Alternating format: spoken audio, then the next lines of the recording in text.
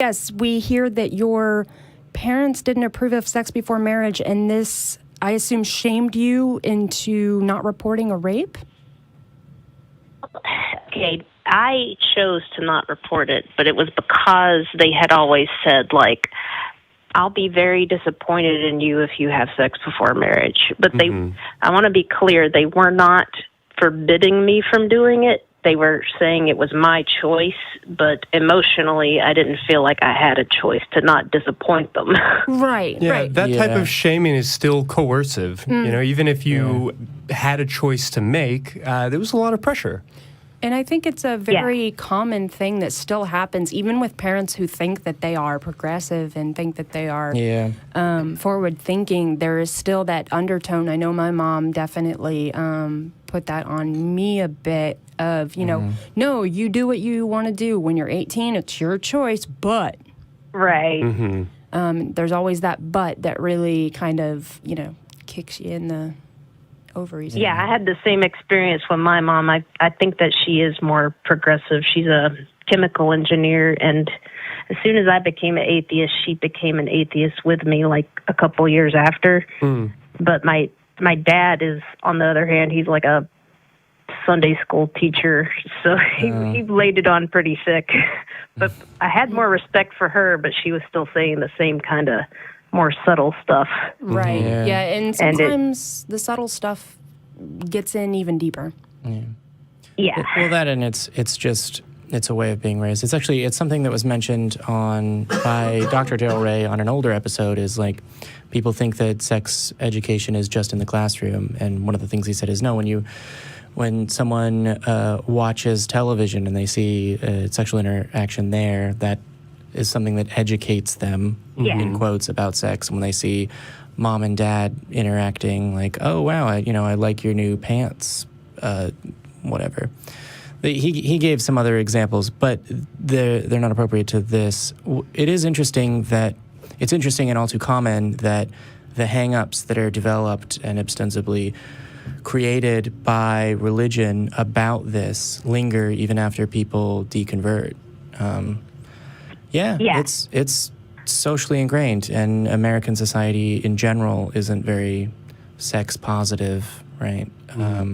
Right. It's getting there, but I'm from Alabama, so it's not just. I think it's both the religion and the conservative. Because later in life, I was reading about traits that conservatives are drawn toward, and one of the major ones is purity. And so it's like there's this obsession with purity in that culture. And I'm like a huge nerd, and it's interesting to me that like even nerds are kind of obsessed with the pure princess.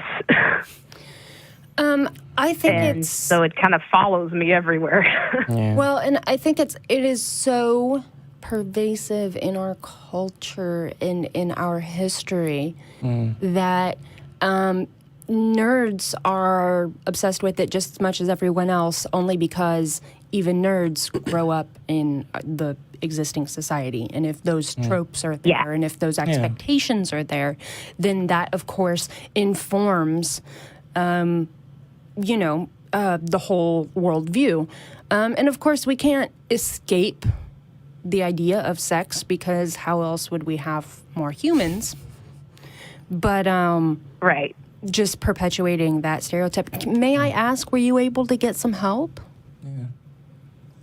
I think I just dealt with it myself for a couple years, but I was seeing I didn't even tell my psychologist until like 2 years later, and I'll tell you why.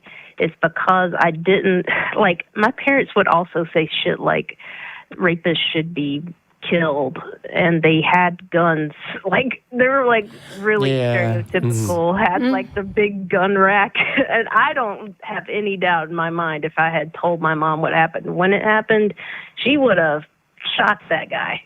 Because it was my boyfriend, and he was like living in our house. She would have been like so pissed. So I really didn't want, I'm more of like a they should be rehabilitated person. I don't really think prison would have made him a better person. And actually he did 5 years later come back and apologize to me very sincerely. So I think I just dealt with it myself. But yeah, and I see a therapist even today, so I have plenty of help. Good. Yeah, I'm glad to hear that things ended up as well as they really could. You know, I hate to overstress it as a happy ending, but it definitely sounds like you have done everything that you can do and that you've gotten to a good place with it. And I hope that that's where you find yourself today. What really strikes me is, again, that idea of purity and that idea that even though something happened to you against your will, that somehow you were looked down on, and that the immediate response, the response you were afraid of, was one of violence, and that somehow murder or some other form of violence is appropriate to that circumstance, instead of being concerned for your hurt, instead of being concerned for what had happened that damaged you. The initial reaction, or at least the reaction that you were afraid of, was one of violence and of looking down and focusing on him, on the perpetrator, rather than on what you survived.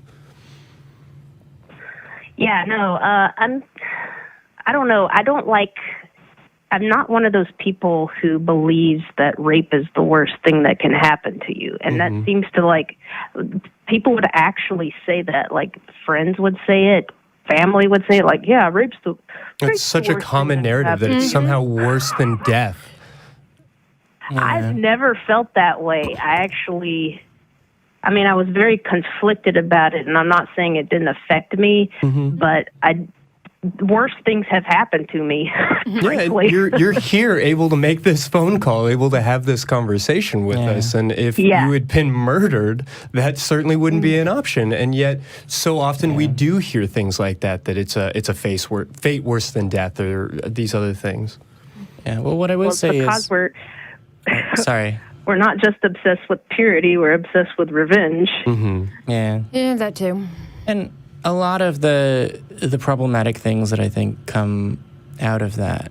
One, I will say, I try to avoid making comparisons of what's worse or what's better, particularly because I've neither been raped nor murdered, which I'm thankful for.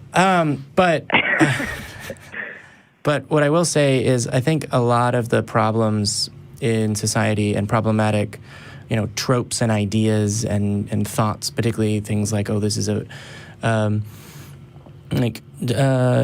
framing that these issues come from, where, it's an issue of purity rather than an issue that one person has violated another person.